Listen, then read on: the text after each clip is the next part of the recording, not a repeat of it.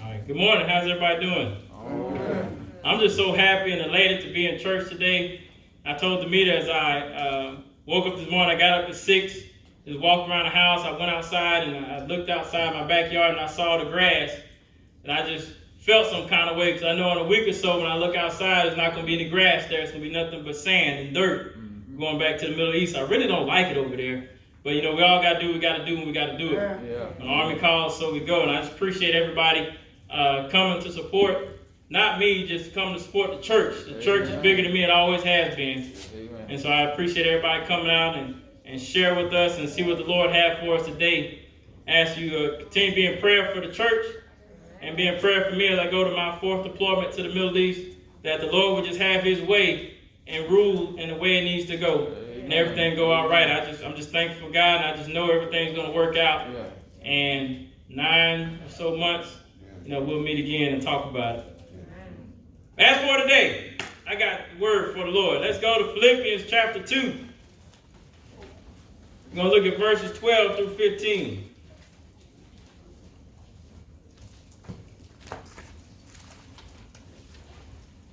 Philippians chapter 2, verse 12 through 15.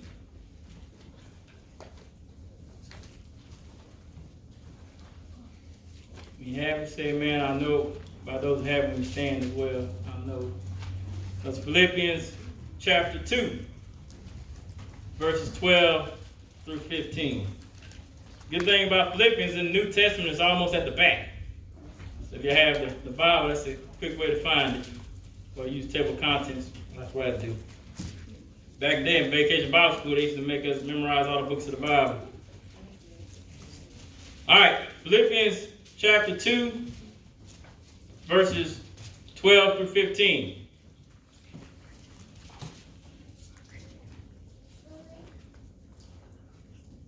We have it? Okay.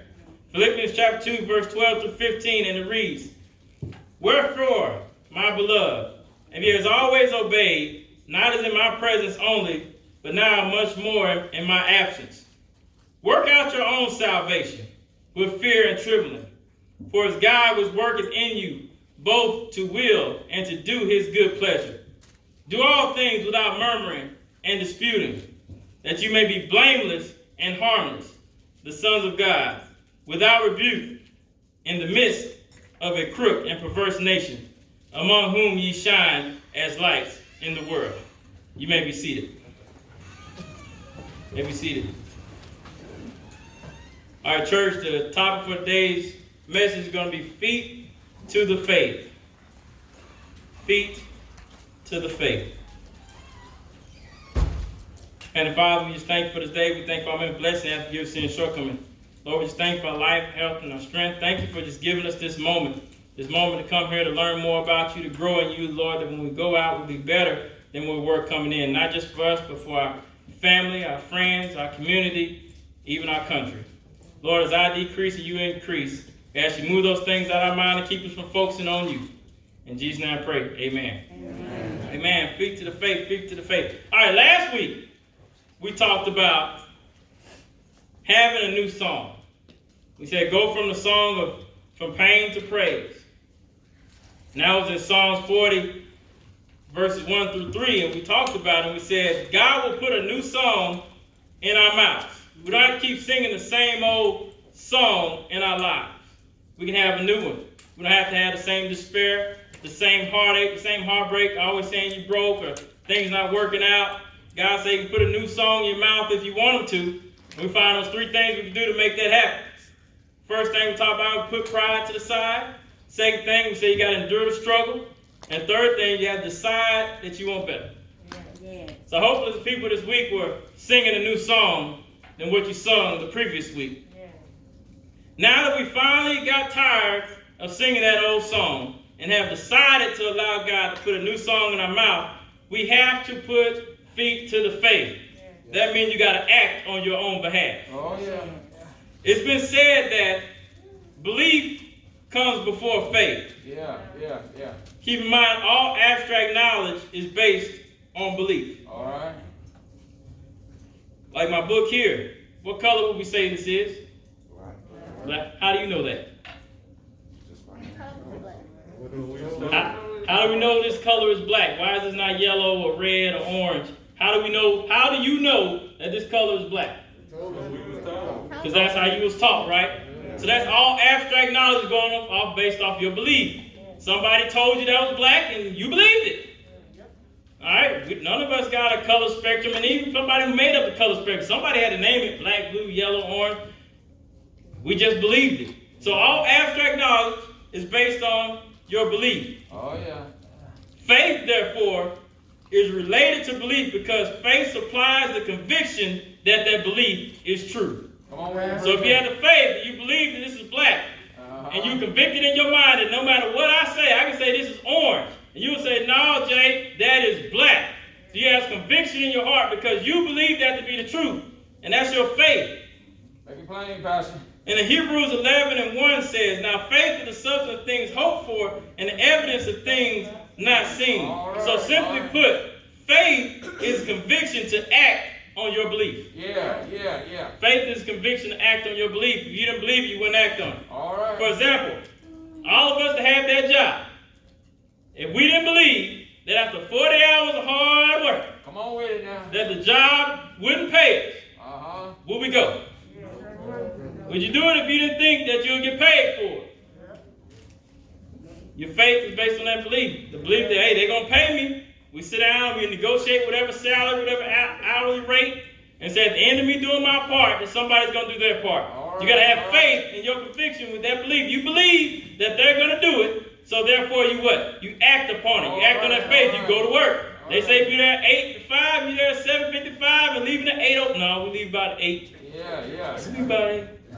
We gotta get there 8 o'clock, 8:10, 8:15, maybe even 8:30. We're supposed to get off at 5, 4:45, we hit the door.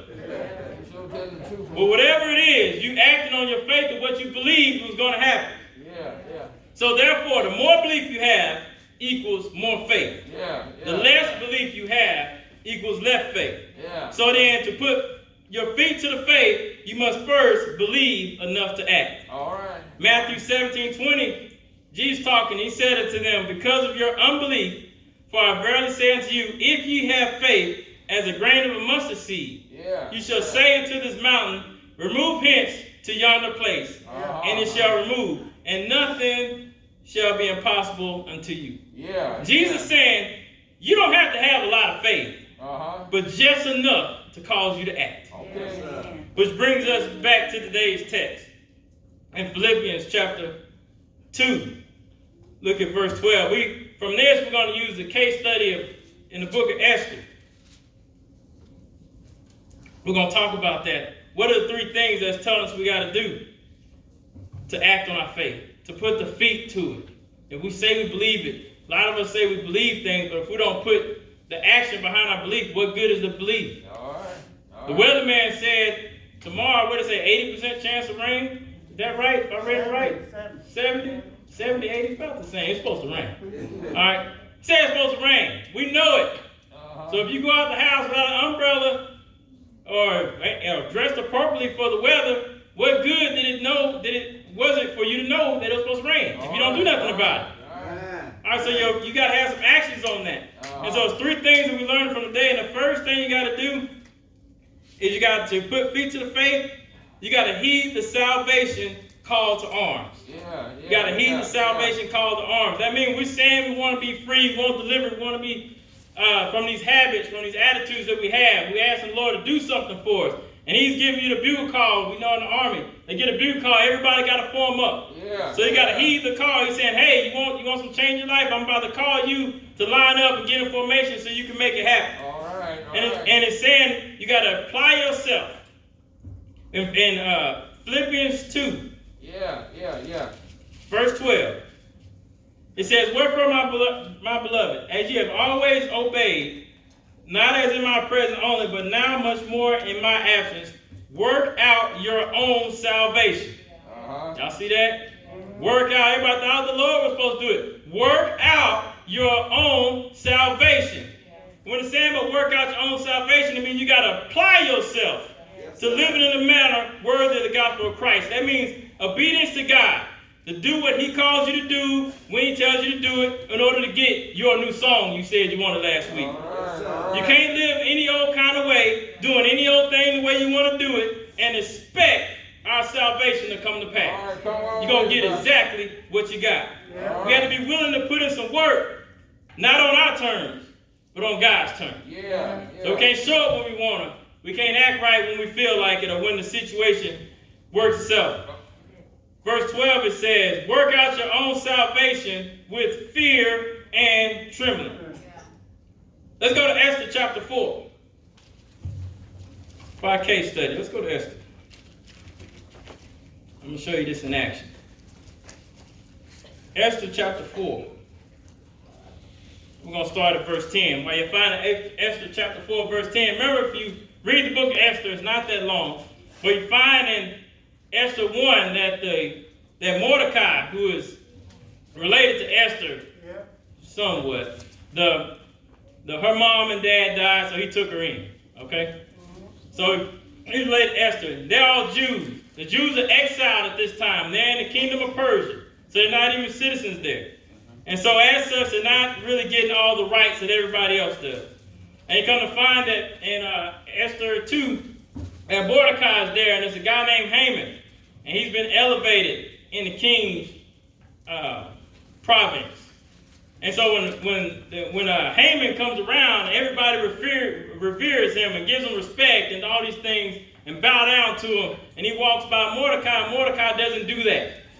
And he's mad. So why don't this one person want to give me the reverence that the king said I can have? And Mordecai said, well, I'm a Jew. You know, as Jews, they say nobody bow but to what? To God. God is the only one you bow to. So you're not going to bow to no man. So Mordecai stood by what he believed, said, I'm not bowing. So Haman got mad. He said, well, if the Jews want to be like that, we need to get rid of all the Jews. Amen. And so he goes and petitions the king and say, hey, the Jews not doing what you say do. That's all in Esther 3. I'm just giving you the Cliff Note version. Go there and read, get all details. Yeah. But in Esther 3, he goes to the king and says, hey, they're not doing what you said do. They're not following your laws. These Jews, they're bad for the kingdom. Because the other people see them acting like that, and they're going to feel they have the right to act like that. And so the king says, you're right. Do with them as you will. So Haman saying he will go around and give money to anybody that will kill him and do stuff like that. The king takes a ring off his finger and puts it on Haman's finger and say, move out. So Mordecai hears this and sees the decree that's going out. And Haman was crafty. He put it where the decree is not supposed to be rescinded. That the word go out has king's seal on it, everybody got to mind it. And so when you get to verse 4, Mordecai hears about what's going to happen to all the Jews. And he gets to crying. And in the meantime, Esther that was with them, if you went back to Esther 1, was the king had a wife, Vashti. He had a party, told the wife to come, let everybody see because she was real pretty. And he wanted, you know how we do, we show our wives off when everybody see how pretty we are. Don't we, husbands? Always have your wife out there. When you have friends over, you don't need no cup of tea, but you tell her to bring it anyway, so she can walk in front of everybody so everybody can see how good a wife you got. So we do all those type of things. So the king called the wife, and the wife said, I'm not playing your games, I'm not coming. And so he don't come, she don't come, he gets mad, and his advisors say, you can't have that. And so, long story short, he's looking for a new queen. So the whole time with the stuff going on with Haman, that Esther is one of the virgins sent up there and finds favor inside the king, and now she's the queen. Keep in mind, Esther is a what? A Jew. All right? Mordecai told her, don't tell nobody. So the king doesn't know he's a Jew, that she's a Jew. His own wife, his queen, is not a Jew. Is a Jew, rather. He didn't know it before he did that decree saying you can kill all the Jews. That would mean he got to kill his wife too. He wouldn't have signed off on that, but he didn't know it. So that brings us now that Mordecai, you go to verse 4, now Mordecai hears and sees the decree, and he's crying out. Esther, who's now in the palace now, she's not with common folk anymore. She's big time. You know, some of us make it big time. And we hear what's finna happen to the little time people. And so Mordecai appeals to Esther and say, hey, I need you to go see the king to help us out. And that brings us to where we are in the verse. Esther chapter 4, verse 10. And it says, and again, Esther spake to Hadad. And that was a person, in between person, a messenger went from her back to Mordecai. If she the queen, you know, she's not going to go down there and he just can't come up into her place. And gave him the command of Mordecai. And she's explaining, verse 11, she's explaining to Mordecai how things work. Mordecai is saying, go talk to the king on our behalf. And she's saying in verse 11, well, it's not that simple. So she says, and all the king's servants and the people of the king's provinces do know that whatsoever, whether a man or woman shall come into the king and to the inner court, who is not called, there is one law of his to put him to death, except such to whom the king shall hold out a golden scepter, that he may live. But I have not been called to come into the king these 30 days. So he's saying, hey, I know you want me to go talk for you, but the rule is, if you go in there and you're not called, you're going to be put to death. Only way I can save you if the king raises up his scepter and say, ah, they good, let them come on. But if the king don't feel like being bothered, and you don't came there without asking, you ain't making it out. And so she's telling Mordecai, I want to help you, but I kind of don't, but I do, but I don't. Because if I do, it might hurt me, and I don't want to hurt me trying to help you, so maybe we can work it out some other kind of way. You ever had people like that in your life? When you're looking for help, and they can help you, but may inconvenience them, and they don't want to do it when they're in a position higher than yours. Let's say they have the car and you don't, and then you know it's gonna rain tomorrow, so you say, hey, can you take me to the grocery store today? But the game is on. Today's Sunday, game day, ain't that right, gentlemen? It's game day. Unless you're a Cowboy fan and you know it ain't game day, it's play day, because they ain't gonna do nothing. But anyway, it's game day, and the time they tell you want to go is right during the game. That's an inconvenience. I don't want to go during the game. But will I inconvenience myself to help somebody else that really need a hand? You got to heed the call to salvation to arm. So here you find that Esther sent his word back in verse 12. So the message goes back and tells Mordecai. Then verse 13 says, then Mordecai commanded to answer to Esther, say, think not with thyself that thou shalt escape in the king's house more than all the Jews. He said, hey, don't think just because you big timing it now that bad things can't happen to you. Just because you got a car now and mine is broke doesn't mean that your car can't break too. Just because you got money right now and I don't mean that one day you could be broke too. Just because you have a job right now and I got laid off doesn't mean that one day you won't have a job. Don't think because you're not helping me is going to keep you from what's happening to everybody else. Only God's grace and mercy makes that happen. And so he's saying, hey, don't get beside yourself because you're not struggling like somebody else is. He said, remember that. And in verse 14 he says, for if thou holdest thy peace at this time, there shall come there an enlargement and deliverance arise to the Jews from another place. So he's saying, whether you want to do it or not, God's will be done for our life. God comes to you and says, hey, I need you to help somebody out. You don't want to do it. That don't mean that's the only person somebody can have. They still going to make it happen. But he said, but if that happens in 14, he says that, but thou and thy father's house shall be destroyed, and who knoweth whether thou art come to this kingdom for such a time as this. So he's saying, your house going to be destroyed. Everybody, they're going to make sure everybody's good, but you're going to fall for that one for not wanting to help. And he says, but what tells you that you have been placed there for such a time as this? You ever think about that?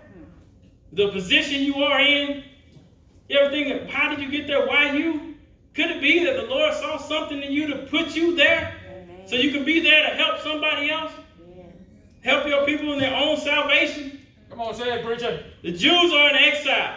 Esther's a Jew, even though she's a queen, nobody knows she's a Jew. Technically what? She's still in exile. And so God said they're crying out and saying they want salvation, and God's calling to arms all his people, not just some. So that means everybody here that's a Christian, that believes in the Lord, that died and raised in 3 days for our sins and our shortcomings to give us away. He's calling all of us to the battlefield and say, hey, there's some things that need to be done, and I got a role for you to play. Go on with it, preacher. In your own salvation. Not just for you, but for our whole community, for our country. We all got a role to play. And are you willing to answer the call of salvation to arms? Are you going to do it? And so they bring it to Esther and say, hey, you're supposed to answer. We need you. And so once you find it out, and you say, okay, Lord, I'll answer the call for whatever my situation is. I'm in exile from money. Money just not coming to me. I'm in exile from a job just not coming to me. I'm in exile from having a loving relationship. It just ain't coming to me. Whatever the problem is you have in your life, you saying, Lord, I need salvation from that. from that, from my health. My body's failing me. It ain't doing me like it used to. I can't do it like I used to. I could run forever. Now I really can't. So body's failing me, Lord. But I need salvation from that. Whatever you ask the Lord for, he say, I'm finna call on you to help you get some deliverance. All right. And he said, when he calls on you and you start to answer, the second thing you got to do is you got to go into action. You got to go in action. We just talked about it a while ago. Just can't believe things. And that everything will do right. Everything's going to work out and you don't put any work towards it. And everybody like saying, well, I'm waiting on the Lord. True. But the Lord waiting on you too. He's saying, I'm waiting. I got everything set up. He said he put a new song in your mouth. He got everything set up waiting for you to do something. Come on with it now. Waiting on you to do something, to say this is what you want, to put some action for it, put some faith to the faith that you have. You have enough conviction in your heart to say, I don't want this life no more. You say you don't want it. Yeah. You say you're tired of being broke. You say you're tired of being hurt. You say you're tired of the lying and the crying. You say you're tired of it. Preach the word. Preach the word. But like my grandma said, until you get tired, nothing will ever change. Yeah. Till you make your mind up that I don't want this no more and decide to go into action for yourself, to make something happen for yourself, change doesn't come. Come on with it, preacher. And that's what the word is saying here. It says, go into action.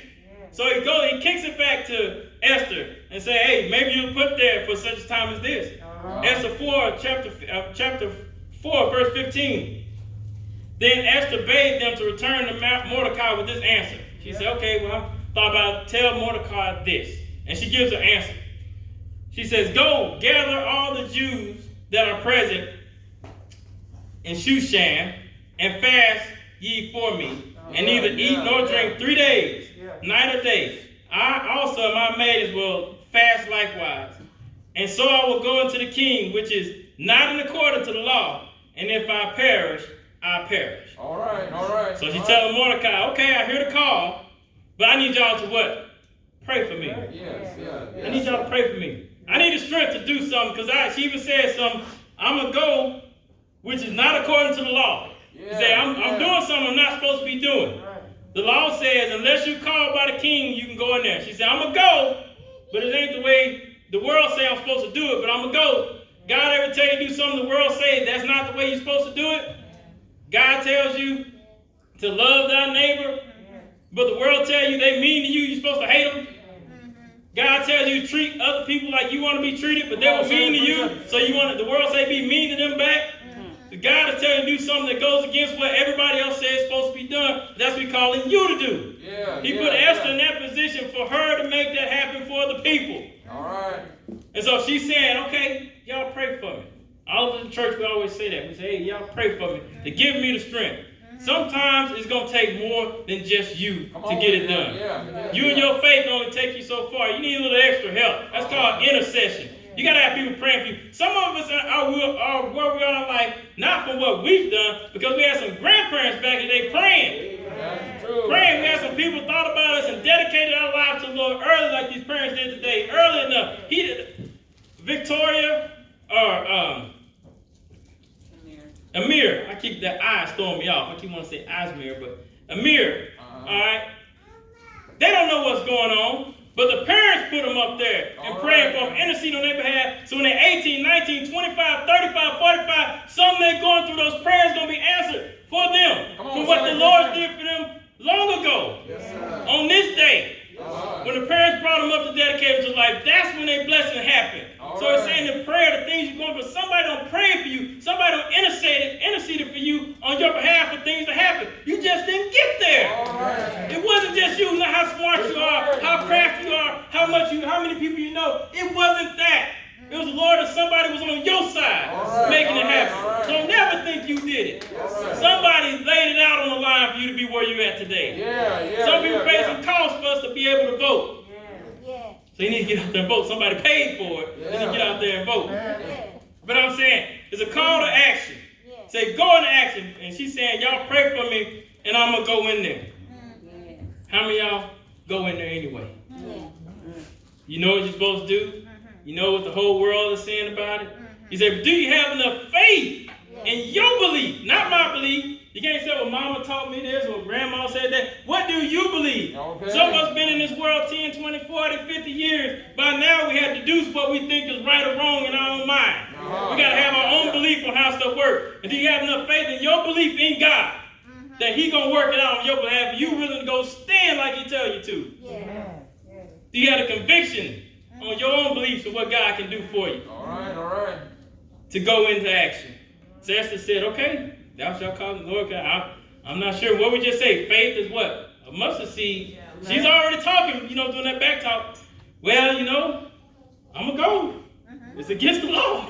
But I'm going to go. So let you know she's struggling with it herself, but she still had enough faith, just a mustard seed, to go anyway. All right. I say, if the Lord tell me, put me here and say, and if I perish, I perish. We always say that saying, don't, for the Lord I live, for the Lord I die. You got to mean it.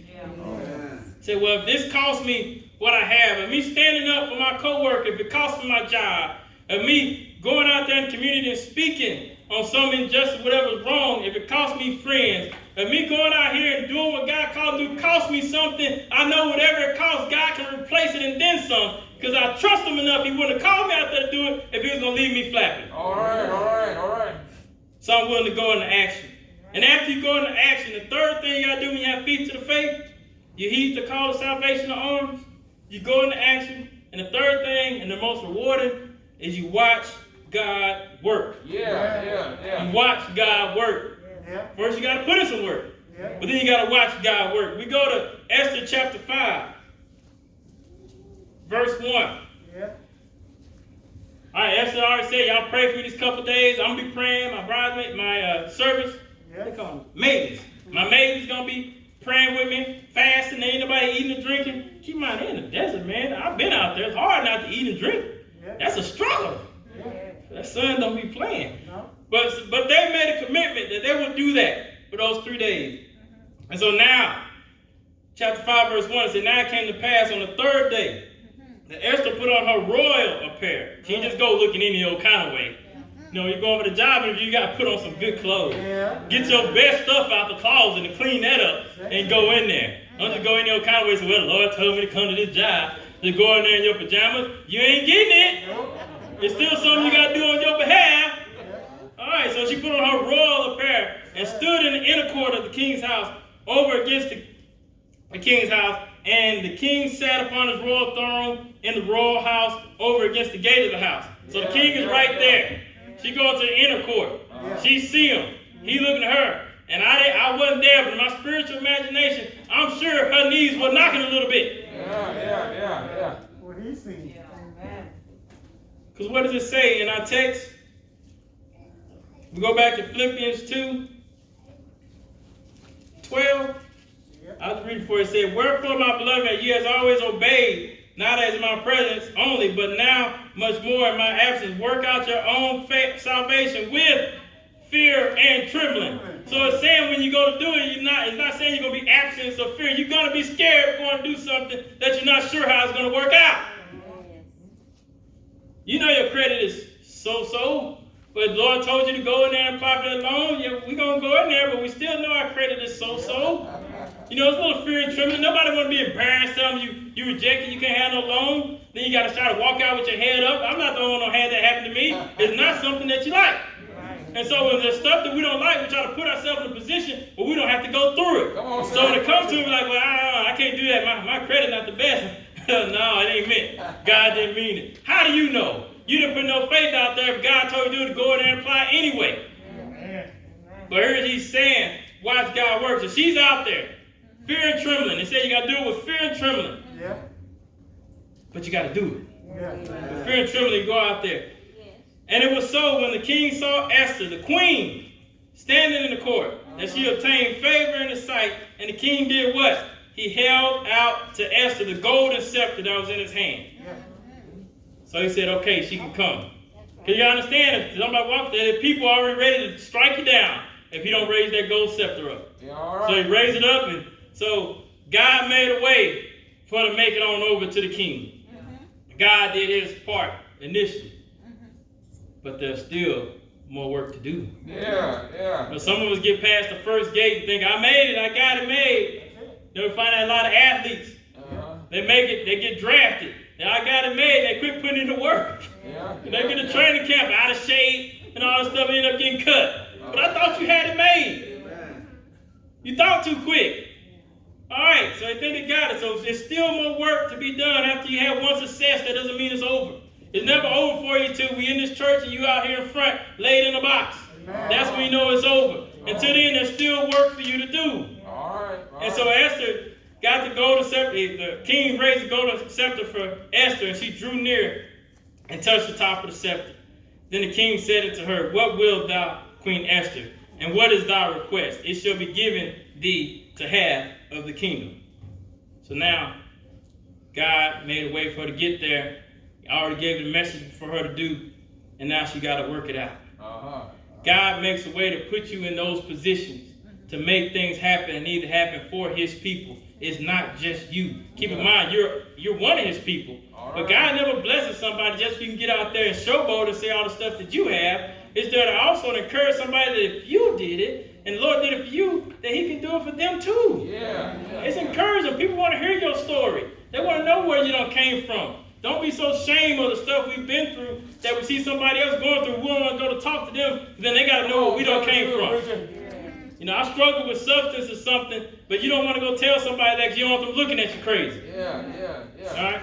Well, I struggled in these different areas of my life. You know, I ain't never had any substance abuse problems. You know, everybody know I never drank, smoked, or did any drugs, nothing like that. I was what my friends called a square. But these things that you may have dealings with, that somebody else you see is struggling, you got to be willing to go stand on their behalf like somebody back in the day stood on your behalf. You got to put feet to the faith. When it's all said and done, when you go to Esther 7 and you go through it, the same man, Haman, that was hating Mordecai and all the Jews, had built the gallows 50 cubits, that he was going to make sure that Haman got hung by. Esther got in that king's ear and got to talking to him about, you know, doing something for the Jews, and he agreed, and Haman got mad and all this stuff, and he went to go talk to Esther to try to get her to speak on his behalf, and he kind of laid across her bed. When the king came in there and said, oh, you going to mess with my wife right in front of me? So he called his people, and they took Haman and hung him on the same gallows that he made for Mordecai. And the Jews were exonerated. He removed that decree he had that saying people could treat Jews in no kind of way, and kind of more or less made them be one of the citizens of the kingdom of Persia. Even though it was one day of the month that he actually gave them the opportunity to pay people back that took stuff from them back then. You can go get it back, you know, back in this old decree. But when you have feet to the faith, you'd be surprised what kind of doors and opportunity open for you. And not only for you, but then once you blaze the path for somebody, look at all the people that come behind you. That's there. I'm where I am in my position because Reverend Armstead was up here blazing the path for 30 years, making this thing happen. Getting this whole church and everything straight. And then all the pastors before him. In the military, I am where I am, getting ready to be promoted soon to ranks that back in the Civil War when they had African Americans in there,